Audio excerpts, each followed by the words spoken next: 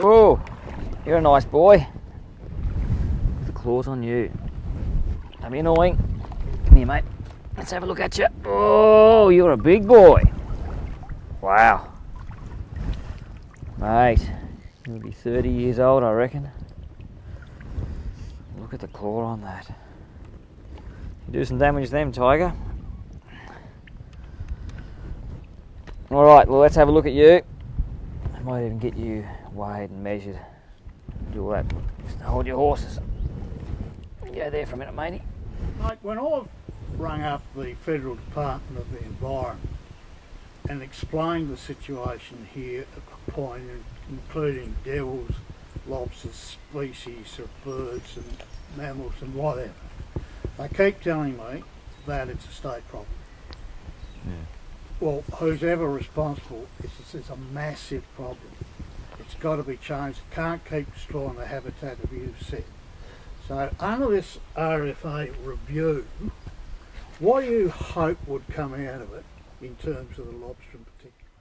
This animal is a priority species under the RFA, and 20 years later, not 1 hectare has been specifically put aside as a reserve for some of their habitat. Now, there have been buffer zones put in on certain streams, so you've got a stream like this, which is probably a class 3, would have a 30-metre buffer. But if you go upstream, where all these streams start, then it's not considered suitable habitat, and so they don't put the bigger buffers on. Basically, you get these places cleared almost to the stream side. And this is a priority species. This is listed as a priority species under the RFA. So if it's a priority species, why haven't they made it a priority to look at some of the headwaters and some of the subcatchments and say, look, for this animal we'll put aside some of these areas so we know they're always going to be in good condition. But they haven't done it. And 20 years later we go to a meeting and again, oh, we're going to think about this, we might do some more studies. Well, enough study. We know where they live, we know what they need. Put aside some small areas so they can live, I guess, unhindered forevermore. There's not that many areas left, believe it or not. There's only, certain subcatchments now that are considered good. So the reality is, as a species, as a priority species, it's Mickey Mouse. They've done nothing for them really as far as reserves. And 20 years later, I don't want to come back here and say, okay, we've run out of time, we've run out of land.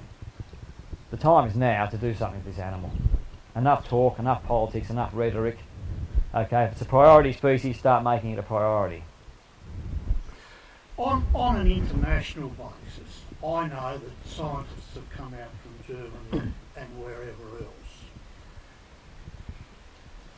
What would they say if they were here now, having seen the impact of man on this localised environment in connection not only to the lobster but to the other threatened species, but mainly the lobster? Look, if the lobster's protected, so every other species in this creek will be protected, which is blackfish, galaxids, all the bugs, the invertebrates, everything is protected. So this is called a flagship species, and it's quite common around the world that people, use a flagship species to look after everything else that lives in their environment. And that's fine because no one cares about, a certain slug that might be found halfway up a tree. But this is the largest freshwater invertebrate on the planet, and so people care. I guess if people from other countries come over and look at what's going on in Tassie, it's horrifying because there are no limits. It just seems to me like there's a game here where the industry says we're doing the right thing, but they're not. The government says we're doing this as a priority species, where we've got legislation in plans, blah, blah, blah, but nothing happens. It's all talk, no action. All talk, no action, and the bush is going backwards. And I don't think you have to be a rabid greenie to say, I want the bush looked after so these things survive and thrive in a habitat that is what they were living in 200 years ago. Now, this is progress, I know, but progress doesn't mean that you can stop looking after bits of bush. And at the moment, northwest Tassie is running out of good creeks and rivers. Most of them are sedimented already, and we are coming to an end game now where if we don't stop and say, look, we're going to look after this bit, and that bit, they're not going to be there 20, 30 years' time, and these blokes are going to have substandard habitat. They might not become extinct, but that's not the point. You don't want them to be on the brink. You want them to thrive. And for them to thrive, they need to have their habitat looked after. And we haven't done it, no matter what the state government says, no matter what the federal government says, no matter what the industry say, we haven't done the right thing by the habitat of these animals yet. And it's about time we pulled our finger out and did it. Well, for people who are going to be seeing this filming, the surrounding district here, and we'll get general shots of it later, is going to be flat. Now, there will be buffer zones on the sides of the creek, but if you look up and around, you'll see where forestry impact has already been felt in terms of allowing the light in, which you might care to expand on in terms of the lobsters, the impact of light. Look, if you've got trees, you've got shade. Shade will keep the temperature of this creek up to 5 degrees cooler in summer. Now on a hot day, even Tassie gets to say 25, 30 degrees. If these blokes sit in 23 degree water, they will eventually die. It's too hot.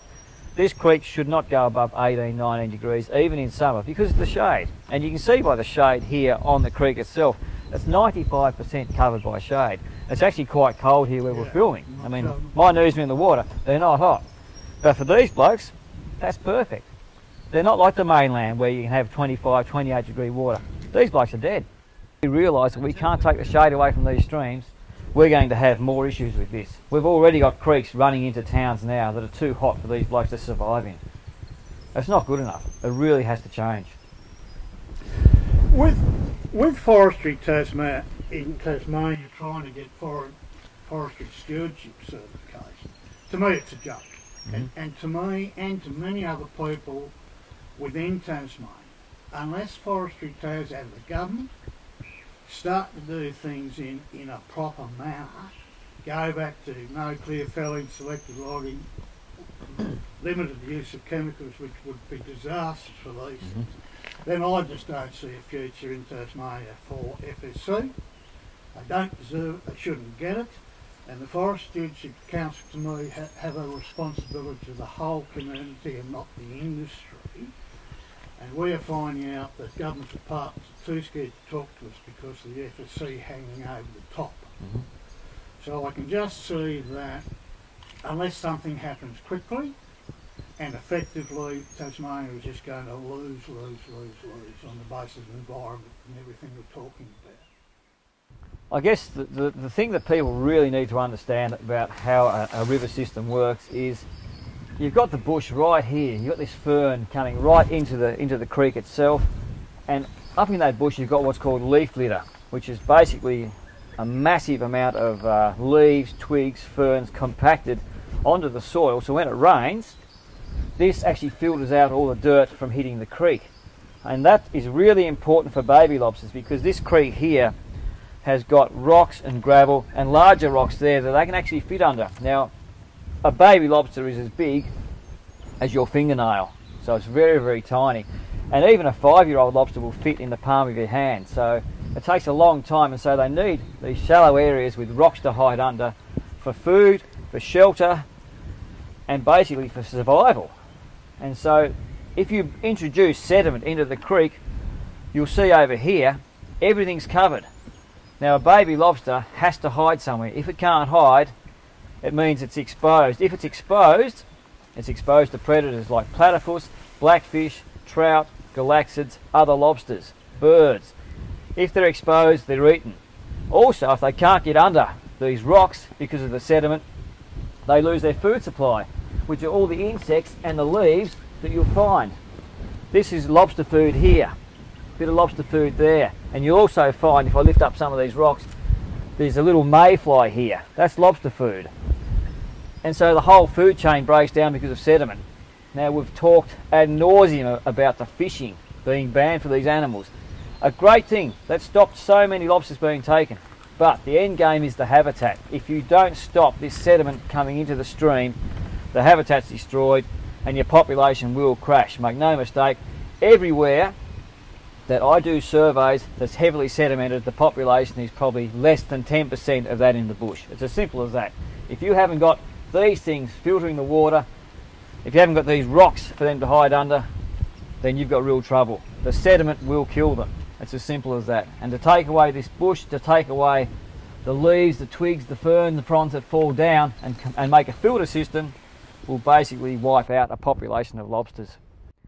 Like this here is a mayfly, which is baby lobster food. And in a good system, you will find hundreds of these animals. There's in fact 2 on this small rock here. There's 2 mayflies. You'll also find caddisflies, amphipods, worms, and these sustain young lobsters. Young lobsters tend to eat more high protein sources because they need to grow quickly to avoid being eaten. And so you need this animal source as well as the plant source, which is going to be these leaves that we're finding here everywhere.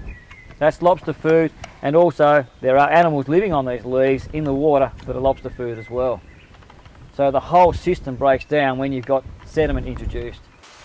I've just been up the stream, upstream up there, looking under rocks. The juveniles tend to prefer rocks that are probably the size of your fist, but generally a lot bigger, so you'd be looking at soccer ball, football size rocks, and that's where the babies will live. Now these babies will live in the shallows under these rocks for up to 5 years, possibly even longer, because it's the only place they're safe from bigger lobsters like the one down here, and from fish, from other predators such as platypus and birds. And so it's a pretty hard life being a baby lobster. It takes from probably 2,000 lobsters, you might only get say 4 or 5 to adulthood. In the first year, half of them are eaten. And so if they haven't got those rocks to climb under and also feed under, because there's nothing worse than having to duck out of a rock to get a feed, if the food supply is there under the rock with it, then life's a lot safer. And so I've lifted up probably 100 rocks, and I've got a baby juvenile, and we can have a look at the size compared to this large adult. Now the juvenile's only 2 years old, and certainly might not survive the next 20 years anyway, but with any luck it will get to this size if it's one of the lucky ones. But I guess the point to make is that if the sediment comes into this stream and covers up those holes and becomes, I guess the rocks become embedded so they can't actually get under them, then you've got all sorts of troubles for the juveniles, and they will get eaten. I mean, life's hard enough. I think it's probably less than 1% survival estimated. If you take away the habitat that actually increases that survival, then you're basically looking at a 1 in a million chance of survival. So a juvenile lobster's got it hard enough without us introducing all that sediment, taking away the food supply and covering their homes. Okay, well obviously the first thing to look at with an animal this size, everybody wants to look at his claws. If you look at this side, this claw he probably lost in the first 2 years of his life, and it's grown back, mainly because it's skinnier and a bit slenderer along there. But if I turn him around, you'll see the muscle inside this claw fully formed, quite thicker, and the knobs inside the claw are also quite a bit bigger. So this is the original claw. This one he lost early in life, but he's lucky enough to lose it early. If he'd lost it later in life, you'd find it only be half the size. These claws are quite capable of breaking bone, so it's not a good idea to stick your hand or fingers in them. And if he gets hold of me, I'll know about it. But he can't actually feed with those claws. He can't actually get them into his mouth. He feeds by using the pincers on his 2 front legs, and they angle right into the mouth parts, which are here. Now these mouth parts actually force food down his throat, and they also have a chopping motion or a slicing motion. So he forces food down his throat with these nippers and also the mouth parts here.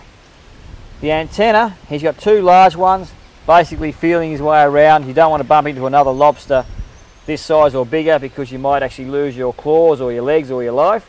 The smaller ones are much more sensitive to taste and smell, and so he'll actually detect a lot of his food by using the antenna. The eyesight's not too bad.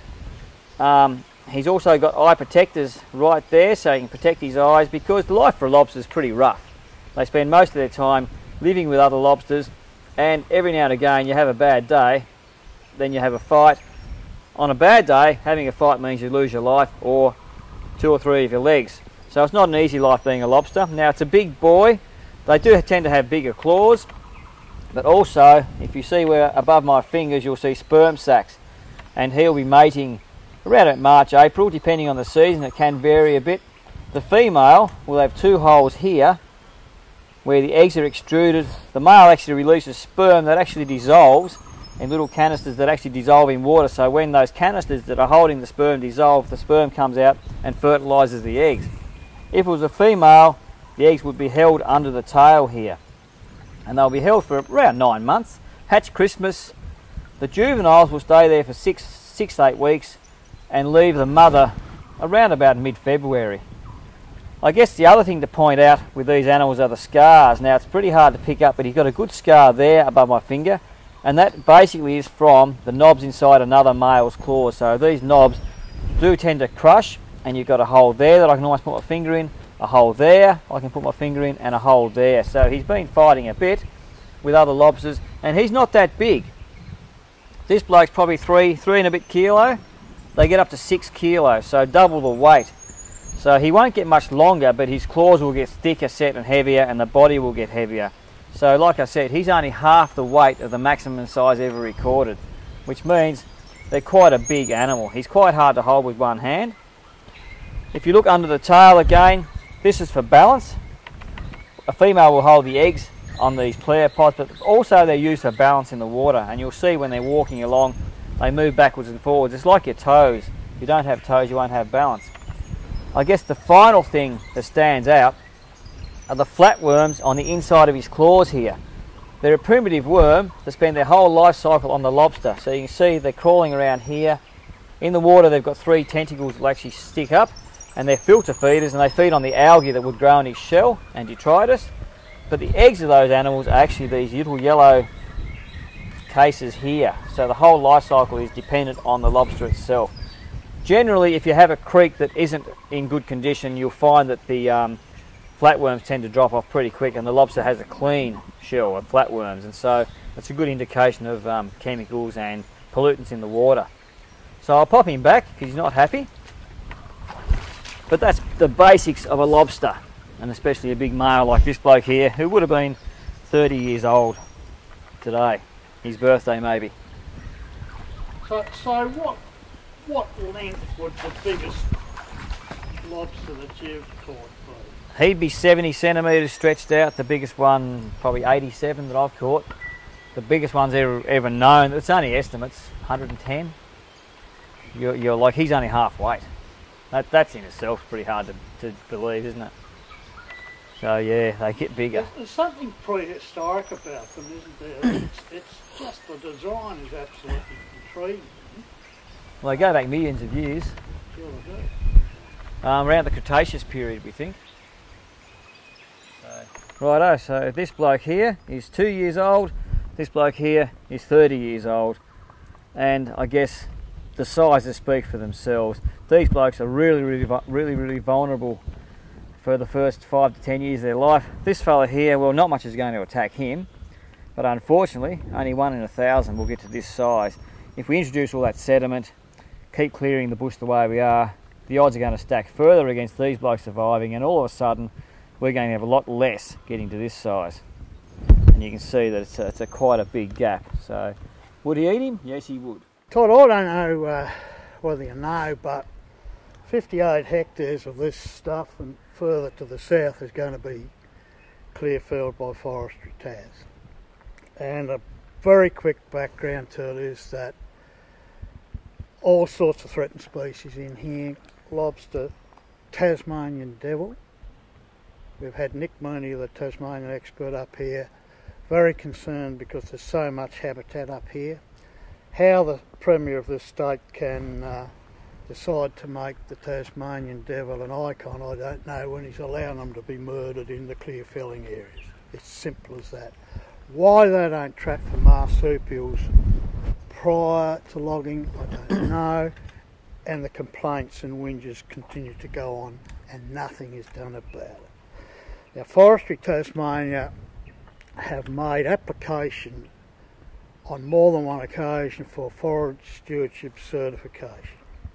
My humble opinion is, with the damage that's been done and is continuing to be done, as I've said previously on film, there is no way they should entertain Forestry Tasmania ever getting forage stewardship certification. Now, you know more than I do about the RFA stuff. If you could explain your opinion on this and what's coming out of the RFA review. I just find it really difficult to grasp that you can become certified internationally with the practices that you are currently undertaking. I think you look at a clear-felled bush, a stream that's covered in sediment, a bush that's been clear-felled and then burnt, over the top of the streams. I think the arguing about whether these animals, these lobsters, live in the feeder streams, it's irrelevant.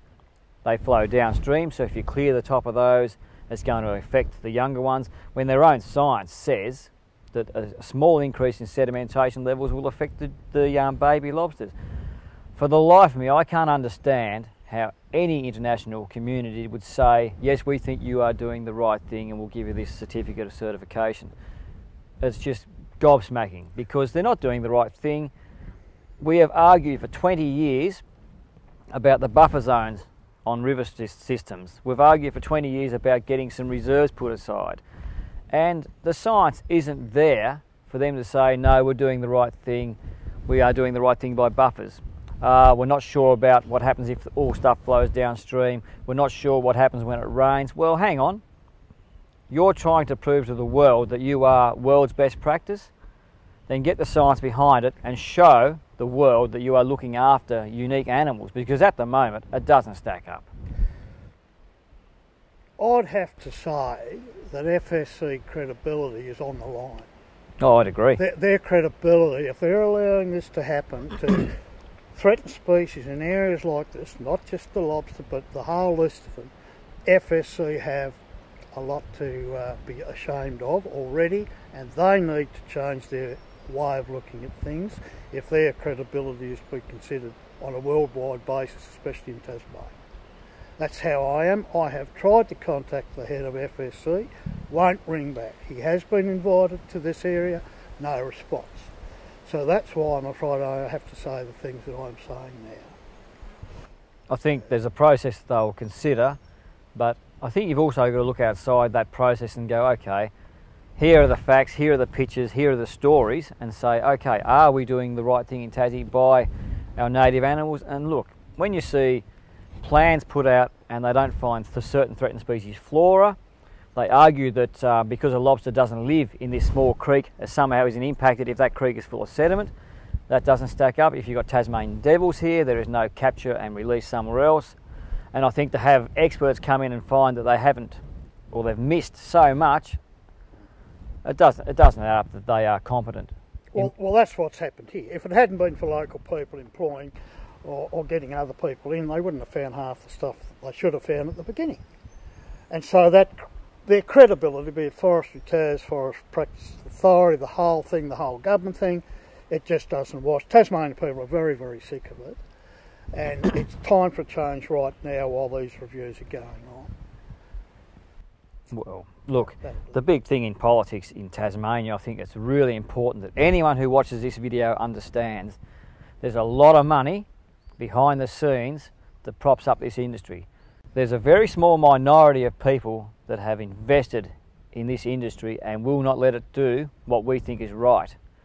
The people on the ground will follow the rules. The people halfway up the food chain will follow the rules. But we all know that there are people behind the scenes that have got a lot invested in this, and I don't think they care what happens. And I think it's time the community stop thinking that anyone who says we're not doing the right thing in the bush is a rabid greenie. I think the farmers, I think the average person who goes and watches the footy, which is me, the average person in the street, knows by driving past, they can see that this has not gone the way that it should have gone. Now, clear felling and the way it's happened in Tassie, it's pretty ordinary, and I think people have had enough. Unfortunately, you get the politicians and industry heavyweights using the media to portray anyone who fights against it as being some sort of fringe person. Well, look, it's mainstream now. This is mainstream stuff with mainstream people, with mainstream concerns, because blind Freddy can walk past this bush and go, this needs to be looked after, and blind Freddy can also walk past a coop and say, that's rubbish what they've done there. You've got shit coming into the creek, you've got mud coming into the creek, you've got trees down everywhere, and then napalming it? Come on. You know, it's mainstream now, it's not fringe anymore, and it's about time people woke up and realised that.